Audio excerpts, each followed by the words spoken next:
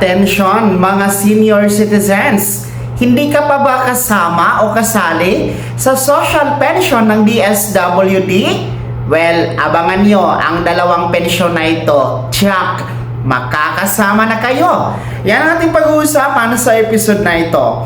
Hello mga ka-vlogs! Welcome sa aking YouTube channel at welcome sa ating official Facebook page. Saan ka man nanonood, kumusta? Well, isa ka na bang senior citizen?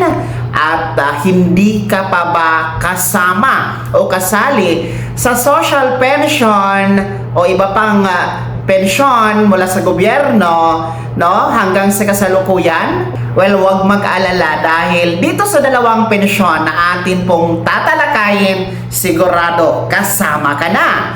Well, ang atin pong pag-uusapan ay may kinalaman po sa pensyon buwan-buwan na matatanggap ng lahat ng mga nakakatanda. Ang kagandahan dito sa dalawang pensyon na ating babanggitin, pareho po silang walang pinipili. Mayaman, mahirap, may pensyon sa SSS, GSISP ba o wala, indigent or hindi, kasama kayo dito. Well, una, yung atin pong House Bill number 5068 o yung atin pong panukalang batas na nasa Kamara na 5068. Ito ay isa sa dapat ninyong aabangan na panukalang batas na kung saan aabangan ninyo na magiging batas dahil ang House Bill 5068 naglalayong magbigay ng buwanang pensyon sa lahat ng mga nakakatanda. Ano man ang status ng inyong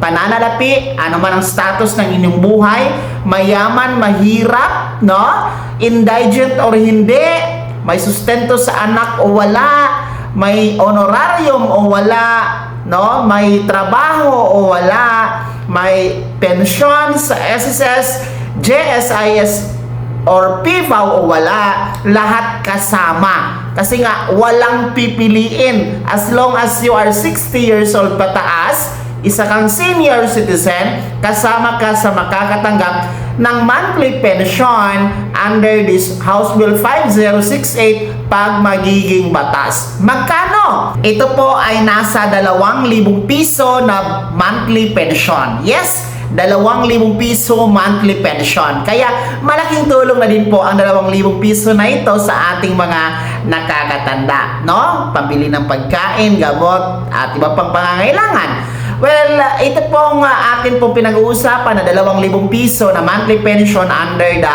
House Bill 5068. Panukala pa lamang ito ha. Hindi pa ito batas at nasa Kamara pa ito nakabinbin. So, abangan lang natin na magiging aprobado sa Kamara, abangan natin na magiging batas ito dahil check, kasama kayo lahat dito, walang pipiliin, mga lolo at lola. Pangalawa na pensyon ang dapat nyong abangan dahil para ito sa inyong lahat, wala ding pipiliin. Of course, kilalang kilala nyo na ang atin pong Universal Social Pension Bill.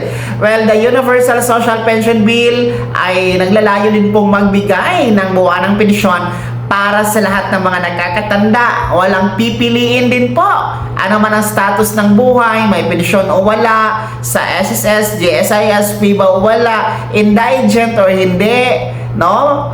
May kaya sa buhay o wala, may mga sustento mula sa anak o wala, may trabaho o wala, no? In short, mayaman o mahirap, walang problema kasi lahat po makakasama, no? As long as 60 years old pataas ka din yung edad o yung senior citizen na tinatawag, kasama kayo dito. Magkano nga ba ang ating Universal Social Pension Bill na monthly pension? Ito po yung 1,000 pesos. Pero nagkaroon kasi ng mga revision kasi nga sa tagal na nitong Universal Social Pension Bill, nagsimula talaga tayo sa 500 pesos monthly. Pero sa katagalan, hindi nga ito lumusot pa sa Senado, kaya nagkaroon ng substitute bill na gawin na itong 1,000 pesos. Dahil sa nagtataasang mga bilihin sa ngayon, hindi na po sasapat talaga yung 500 pesos. Ganon po siya ang ating Universal Social Pension Bill. Pero ang tagal na din po kasi ng panukalang ito. Kaya nga po, from 500 pesos noong 19th Congress pa yan, Ngayon, nasa 20th Congress na tayo, naging 1,000 pesos na yan dahil nga po sa mahal na ang mga presyo ng ating mga bilihin. So sana lulusot na din po itong ating Universal Social Pension Bill dahil matagal na po itong nakabinbin sa Kamara at sa Senado para mapakinabangan na po ito ng ating mga nakakatanda. Pero sa ngayon, ito'y panukalang batas pa lamang na nanatili po ito na nakabinbin sa Kamara, mga ka-vlogs. Well, yung dalawang mga panukalang batas na yan na nasa Kamara na parihong magbibigay ng monthly pension sa ating mga nakakatanda ay pareho po yung mga House Bill pa lamang. Una, yung House Bill 5068 na 2,000 pesos monthly pension. Pangalawa, the Universal Social Pension Bill na 1,000 pesos monthly pension. So, ang gaganda ng mga panukala na yan. Kaya sana seryosohin ang ating mga mambabatas at ilagay sa priority agenda at kahit mapano gawin natin itong maagang pamaskong regalong handog para sa ating mga nakakatanda bago magtapos ang taon na ito, 2026. Kaya naman, mga senior citizens, ano po ba ang inyong komento sa dalawang House Bill na pension monthly na yan para sa inyo? Pabor ba kayo dito? Sasapat na ba ang mga halaga ng dalawang pensyon na yan? No, ibahagi na po sa comment section na nasa baba. Maraming salamat sa pagtutok. God bless. Mag-ingat, mga ka-vlogs.